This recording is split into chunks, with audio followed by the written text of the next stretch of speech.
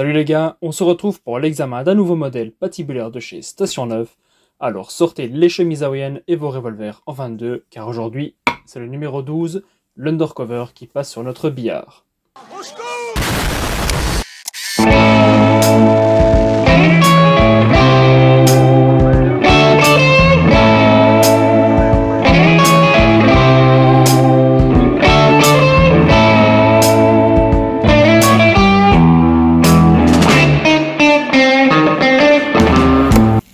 Ça faisait longtemps qu'on avait pu parler de Station 9, la marque créée par Tony Lopez et Vol West, et dont personnellement j'ai toujours adoré le concept, même si je n'ai pas toujours été convaincu par leur couteau. Alors oui, souvenez-vous, l'examen du numéro 2, le Partisan, était d'ailleurs la première vidéo de la chaîne. Mais c'est de la merde! Et j'avais revu avec vous le Scorpion peu de temps après. Le Scorpion, le numéro 5. Alors mon Partisan, je m'en suis séparé, je l'avais revendu parce que je trouvais le traitement thermique pas vraiment génial. Il n'avait aucune tenue de tranchant, et puis il fallait que je finance mon couteau ultime, à savoir le Tops Preservoir Bowie, qui est une sorte de partisan amélioré, on va dire. Quant au numéro 5, le Scorpion, ça reste un bon petit fixe utilitaire et de défense, que j'adore porter, même si je le fais un petit peu moins ces temps-ci. Très léger, très discret, mais on verra que certains défauts n'ont pas été corrigés avec ce nouveau modèle. Et pour ceux qui n'auraient pas vu les vidéos sur ces couteaux et qui ne connaîtraient rien à la marque, en deux mots, Station 9, c'est la bonne adresse si vous cherchez des outils / armes pour la défense perso. Ou encore la sécurité en milieu non permissif, ou des couteaux et accessoires pour la survie au sens large. On y retrouve des push daggers en composite, des baguettes chinoises de combat, si, je vous jure, et puis un large éventail de coupe-coupe de toutes sortes. Bref, que vous soyez un vrai pro ou un milicien du dimanche, vous y trouverez sûrement quelque chose qui vous plaira. Selon les modèles, les prix sont plutôt corrects, je dirais, et tous leurs produits sont fabriqués en Chine. Et oui, j'ai acheté un patch, je le trouvais joli, j'aime beaucoup les patchs avec des têtes de mort. Ah!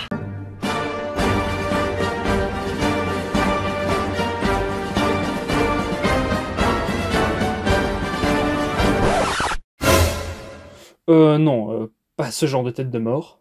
C'est cela, oui. Sans plus tarder, passons à la fiche technique du numéro 12. Fiche technique. Forme de lame, trailing point. Construction, plate semelle. Acier VG10, 57-58 HRC. Longueur de lame, 10,5 cm. Tranchant lisse, 9,7. Tranchant denté, 6 cm. Épaisseur de lame, 4 mm.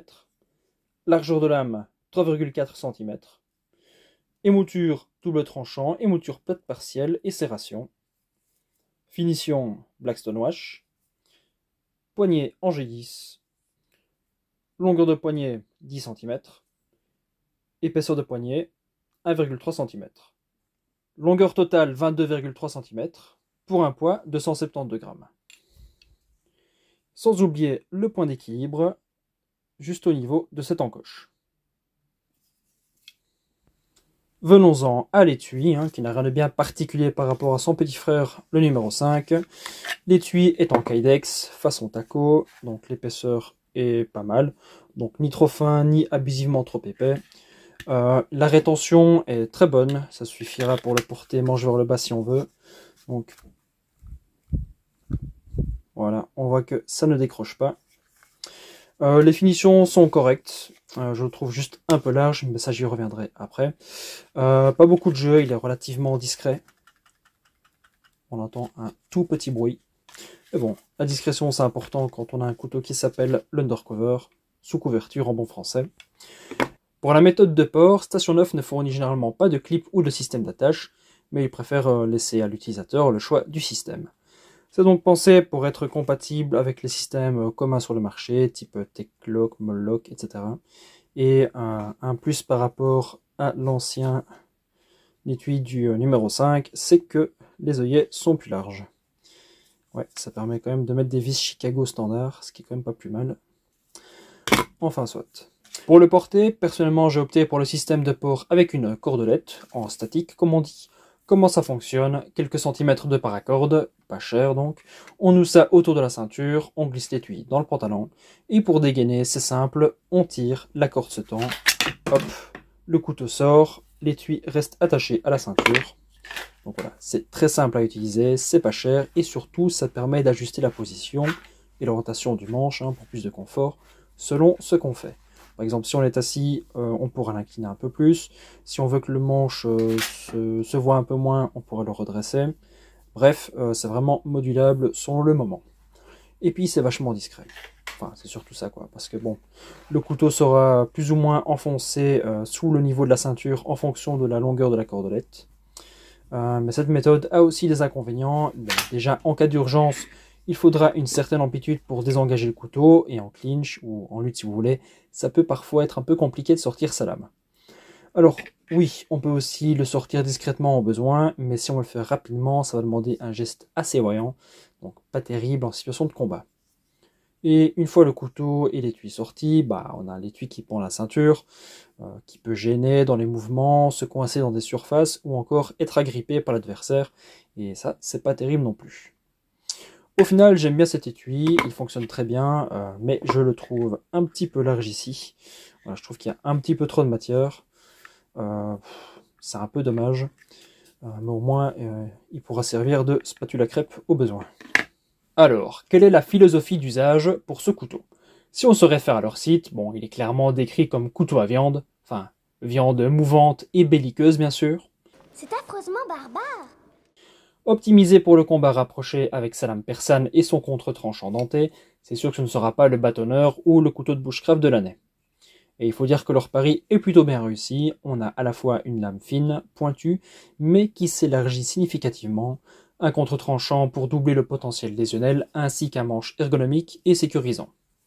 Alors autant dire qu'il vaut mieux ne pas se faire choper avec un engin pareil sur soi, parce que bon, il est encore possible de justifier le port d'un petit pliant, même un peu tactique. Bon, ça dépend toujours de la tête qu'on a, de ce qu'on fait, bon, bref. Est-ce qu'il y a un privilège blanc en France? Oui. Ben non. Mais là, ce sera confiscation assurée, mention au casier et audition devant le procureur 9 fois sur 10. Alors ne faites pas les cons et ne portez pas ce genre de couteau parce que ce sera toujours considéré comme une arme par la maréchaussée. Et puis, à moins d'avoir un mode de vie très particulier, la balance bénéfice-risque sera toujours à votre désavantage avec un truc pareil à la ceinture. D'ailleurs, si ce sujet vous intéresse, je vous renvoie vers ma mini-série sur les couteaux de défense. Avant de passer au test, passons en revue les finitions et les détails du bousin. D'abord la pointe, alors on verra plus tard qu'elle sait résister à pas mal d'abus. Et puis le tranchant lisse, donc on va dire que le tranchant d'usine, on va le noter 6 sur 10. Pas terrible, mais qui se laisse facilement reprendre avec cet acier VG10 traité à 57-58 HRC. Le casse-goutte qui casse les couilles, parce qu'évidemment, dès qu'on dépasse, dès que de la corde ou de la matière textile vient se mettre derrière, c'est chiant de repasser cet endroit-là. Et puis la partie que j'aime un petit peu moins sur ce couteau, au niveau de sa réalisation en tout cas, c'est les serrations, qui comme sur le numéro 5, ont un angle d'aiguisage beaucoup trop obtus. Ce qui réduit évidemment leur performance. Donc là aussi, on va avoir les matières textiles et les cordes qui vont rester accrochées, qui ne seront pas tranchées net, on les capte pas facilement. Mais ensuite, pour la viande, évidemment, ça passe comme dans du beurre. Hein, on s'entend bien. Derrière ces serrations, on a quelques centimètres de cannelure, qui là aussi, on ne change pas une équipe qui gagne, sont tout aussi confortables et efficaces que sur le Scorpion. Et puis le manche, donc les plaquettes en G10 qui sont bien contourées, confortables, ergonomiques. Le manche pour moi est un petit peu grand, mais les grandes mains seront à l'aise dessus. Et pour référence, mes mains mesurent 9 cm de large. Donc là on a encore un peu plus d'un centimètre de manche qui dépasse. Voilà, donc pas mal aussi pour casser des noix on va dire. Évidemment, je déconne. Chose que j'apprécie, c'est les rivets creux. Je trouve que c'est toujours bien au niveau de l'esthétique et au niveau pratique. Ça permet de rattacher un petit peu de corde pour se faire une dragonne ou sécuriser davantage le couteau dans la main. Et puis j'allais oublier de parler du revêtement. Donc un Black Stonewash ou Dark Stonewash, je ne sais plus comment ils appellent ça. Qui est aussi du plus bel effet, qui réduit un petit peu les reflets on va dire. Voilà. Toujours dans l'esprit tactique donc. Eh bien, je pense qu'il ne reste plus qu'à voir ce qu'il vaut avec quelques tests. Et puis, on se retrouve après. Allez!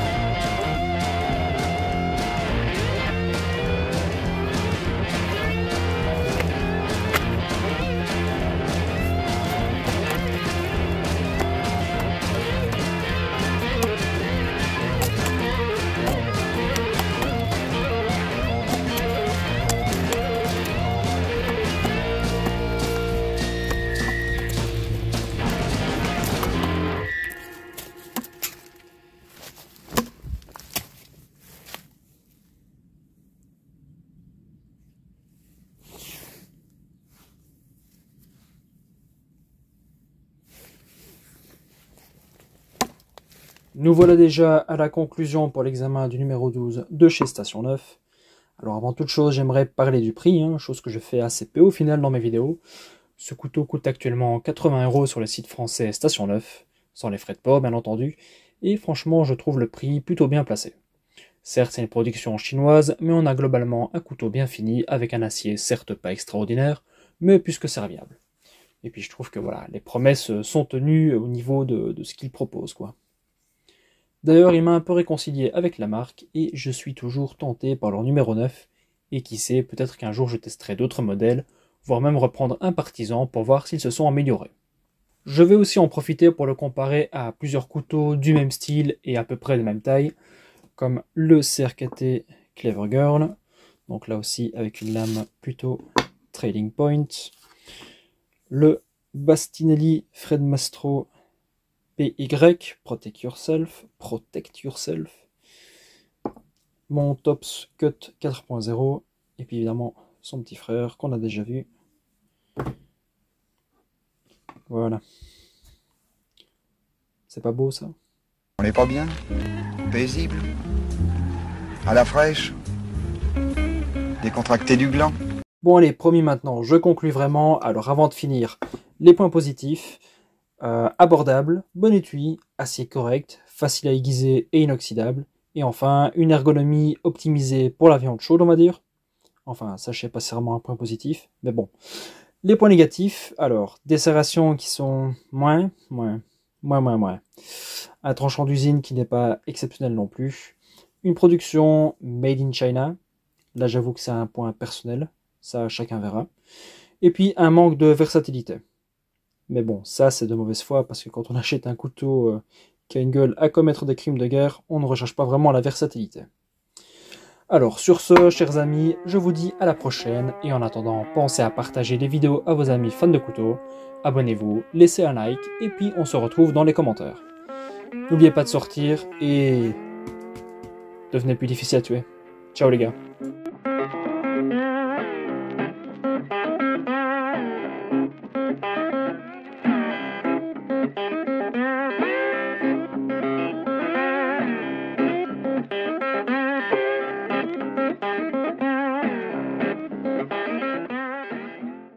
À plus tard.